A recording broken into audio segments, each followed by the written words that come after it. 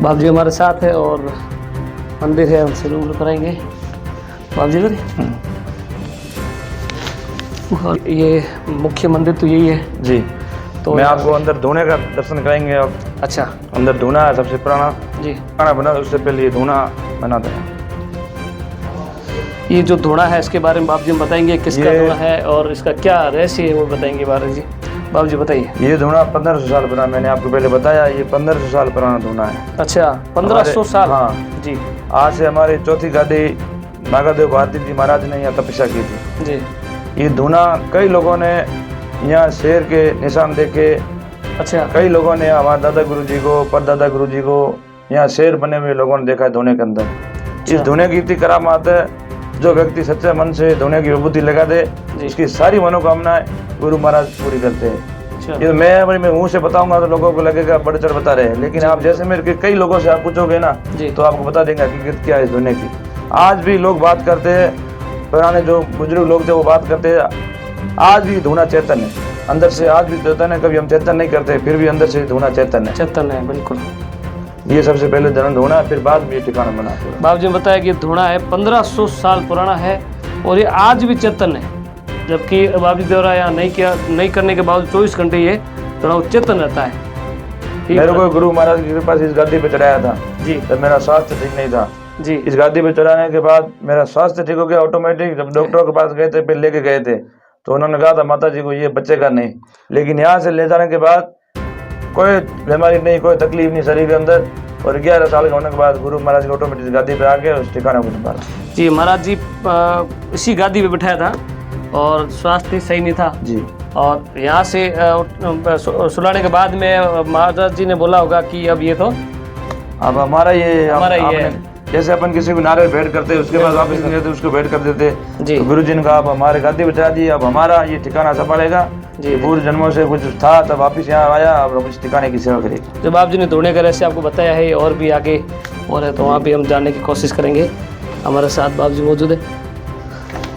बाबू जी ये भी थोड़ा, ये हमारे सबसे पहले ठिकाना जिन्होंने बनाया नागादेव भारती जी, फिर ये वापिस रूप बदल के जब समाधि ली इन्होंने, समाधि लेके वापस देवपुरी जी बनकर गुलाब सागर ठिकाना हमारे रेलवे स्टेशन के सामने जी वहाँ आए। उसके बाद ये आज भारती जी महाराज उनके शिष्य बने जी। फिर उनके बाद आज भारती जी आए, इन्होंने ये 800 साल तक ठिकाना बंद रहा। पहले 800 साल बंद रहा बिल्कुल ठिकाना बना, उसके बाद 800 साल बिल्कुल बंद रहा जी। फिर आज भारती जी आए, देवपुरी जी ने भेजा आज भारती जी को आप गजरूप सागर ठिकाना जाओ उसको चेतन करो जी। फिर आज भारती जी आए, उन्होंने भी ठिकाने को चेतन किया जी। फिर उसके बाद उगजी महाराज जी अपना ऊँट खो गया था इनका। अच्छा। ये नगों के राट थे, राजपूत थे जी। तो इनका ऊँट गुम गया था, तो ये वहाँ से पूछते 2, 4, 5 महीने हो गए। तो फिर उन्होंने कहा, किसी ने कहा आप गजरूप सागर ठिकाना चले जाओ, आज भारती जी महाराज आपको आप सरोदा वरोदा देखेंगे, आप वहाँ चले जाओ। तो फिर उगजी महाराज जी आज भारती जी के पास आए। आज भारती जी धूने के अंदर तपस्या कर रहे थे जी। तो उगजी महाराज जी बाहर आके बैठ गए। बैठते बैठते आज भारती जी जब बाहर आए तो बोला कैसे आया जी? तो ऐसे ही तो तेरा ऊँट खो गया क्या जी? और पहले बोल दिया ऊँट खो गया तेरा, ऊँट देखने आया है जी। तो उगजी महाराज जी ने सोचा कि यार मैंने महाराज जी को बात भी नहीं की, बाप जी अंदर धूने में तपस्या कर रहे थे जी। तो चिंता मत कर, तेरा ऊँट इधर पीछे काली मगरी पीछे चल रहा है। तो गुरु महाराज ने कहा मैं देख के आता हूँ। उगजी महाराज जी ने कहा जी। तो देख मैं भोजन वोजन कर चाय वगैरह बना दो, मैं देख के आता हूँ। वहाँ देखने गए तो ऑटोमेटिक ऊँट वगैरह वहाँ चल रहा है। फिर वहाँ जाते दिमाग में लग गई भाई अब कुछ नहीं, घर की स्थिति में तो गुरु महाराज की सेवा करूंगा, संत बन गए। अच्छा। फिर घर पे आके सब छोड़कर तो फिर संत बन गए। एक माँ का वचन था तो व्हाइट कपड़े पहनते थे, भगवान कभी नहीं पहना, व्हाइट कपड़े पहनते थे। माँ का वचन था, माँ ने कहा मेरे वचन दे, भगवान कपड़े नहीं मेरे व्हाइट पहने। उसके बाद बहुत सिद्धि थे, कई लोग मगर व्हाइट कपड़े पहने रखे, मतलब उनके मतलब इतना सिद्ध थे, इतने महापुरुष थे। लोगों से आप पूछोगे खुद बता देंगे, भगत इतने थे। कई लोगों को पर्चा दिया, कई बार पर्चा दिया लोगों को। और आप फिर उनके बाद जीत भारती जी इनके शिष्य। अच्छा। ये भी इनके भी महापुरुष, इनके कई पर्चे। अच्छा। ये भी गुजरात से थे, वहाँ से इनको कोई नगांव में लेके आए, फिर वहाँ से ये यहाँ आए। मतलब इनकी भी एक बहुत बड़ी कहानी है जी। अभी आपको बताऊंगा जब ज्यादा हो जाएगी कहानी आपके दर्शकों के लिए, इसलिए फिर कभी आपको छोटे छोटे बताएंगे। तो फिर आप पीछे समाधि आपको दर्शन कराएंगे। जीत भारती जी ये हमारी गादी है।